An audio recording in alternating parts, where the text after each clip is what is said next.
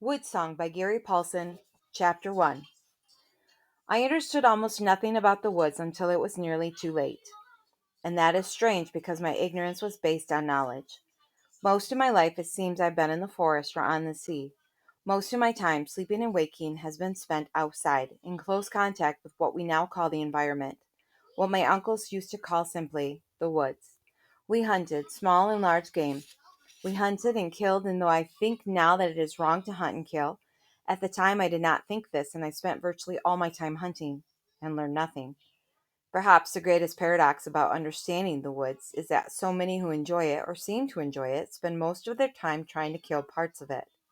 Yet it was a hunter, a wild one, in an act of almost unbelievable violence that led me to try to understand all of it and to try to learn from it without destroying it. I lived in innocence for a long time. I believed in the fairy tale version of the forest until I was close to 40 years old. Gulled by Disney and others, I believed Bambi always got out of the fire. Nothing ever really got hurt. Though I hunted and killed, it was always somehow clean and removed from reality. I killed, yet thought that every story had a happy ending. Until a December morning. I was running a dog team around the side of a large lake, just starting out my trap line. It was early winter, and the ice in the lake wasn't thick enough to support the sled and team, or I would have gone across the middle. There was a rough trail around the edge of the lake, and I was running a fresh 8 dog team, so the small loop, which added 5 or so miles, presented no great difficulty. It was a grandly beautiful winter morning. The temperature was perhaps 10 below, with a bright sun that shone through ice crystals in the air so that everything seemed to sparkle. The dogs were working evenly, the gang line up through the middle of them, thrumming with the rhythm it has when they are working in perfect tandem. We skirted the lake, which lay below to the right. To the left and rising higher were willows and brush, which made something like a wall next to the trail. The dogs were still running at a lope, though we had come out over 7 miles, and I was full of them. My life was full of them. We were, as it happens sometimes, dancing with winter. I could not help smiling, just smiling idiotically at the grandness of it. Part of the chant of an ancient Navajo prayer rolled through my mind. Beauty above me, beauty below me, beauty before me. That is how I felt then and frequently still feel when I am running dogs. I was in and of beauty, and at that precise moment a doe, a white-tailed deer, exploded out of some willows to the left of the team, heading down the bank toward the lake. The snow alongside the trail was about 2 feet deep and powdery, and it followed her in a white shower that covered everything. She literally flew over the lead dog, who was a big, white, wolfy-looking male named Dollar. He was so surprised that he dropped, ducked, and for a part of an instant rose, almost like a rock, skipping on the trail, and continued running. We were moving so fast, and the deer was moving so fast that within a second or two we were several yards past where it had happened, and yet everything seemed suspended in slow motion.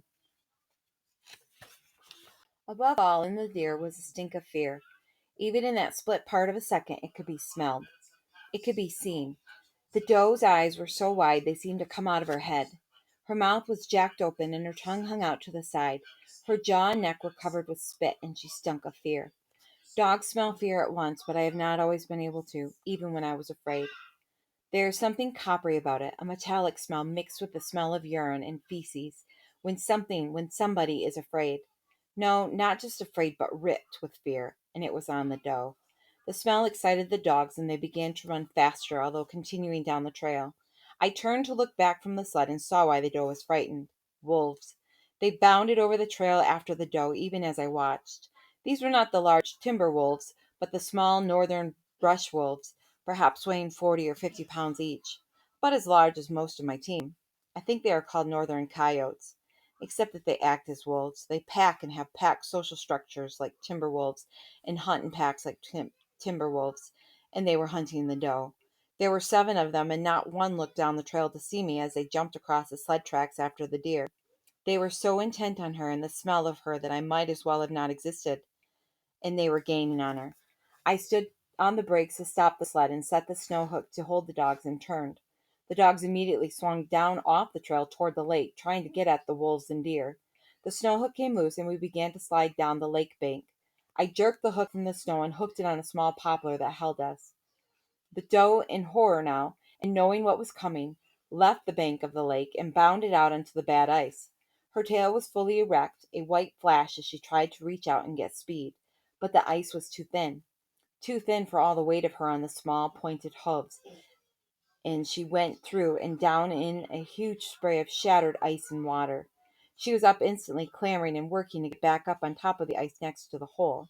Through sheer effort in her panic, she made it, but it slowed her too much. In those few moments of going through the ice and getting out, she lost her lead on the wolves, and they were on her.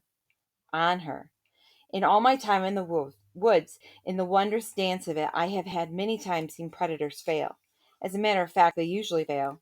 I once saw a beaver come out of a hole on the ice near his lodge in the middle of winter and stand off 4 wolves.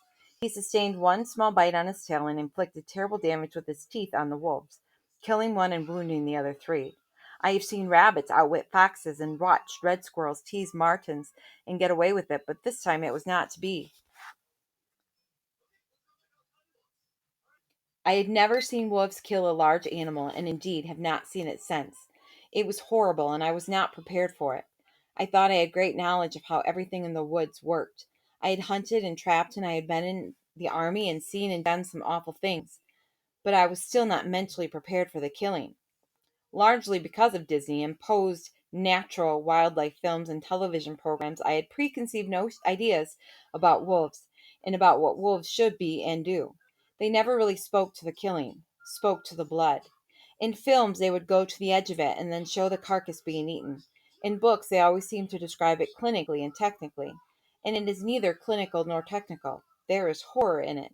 Wolves do not kill clean, if there can be such a thing. It is a slow, ripping, terrible death for the prey, and only those who have not seen it will argue for that silly business about the prey actually selecting itself.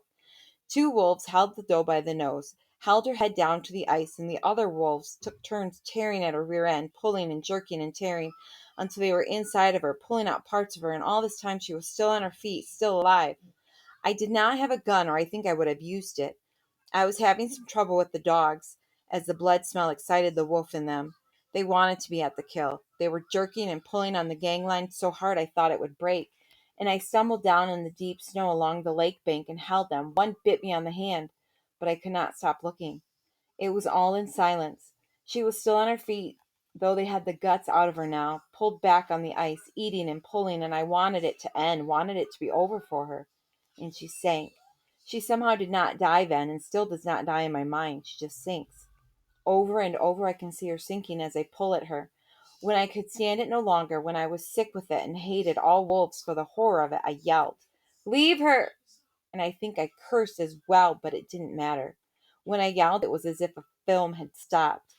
The wolves somehow had not known I was there. They had been so intent on killing, on the smell of it, that they had not seen me or the dogs, and the sound of my voice stopped them. But it did not frighten them. The doe was down now, spread and down and steaming out the rear, and all the wolves stopped dead and turned to look at me and the dogs. Just that look. And I knew that it was wrong for me to have yelled, that I was interrupting something I did not understand, some ancient thing I did not know any more than I knew what it was like to live in the ice age. They stopped and studied me.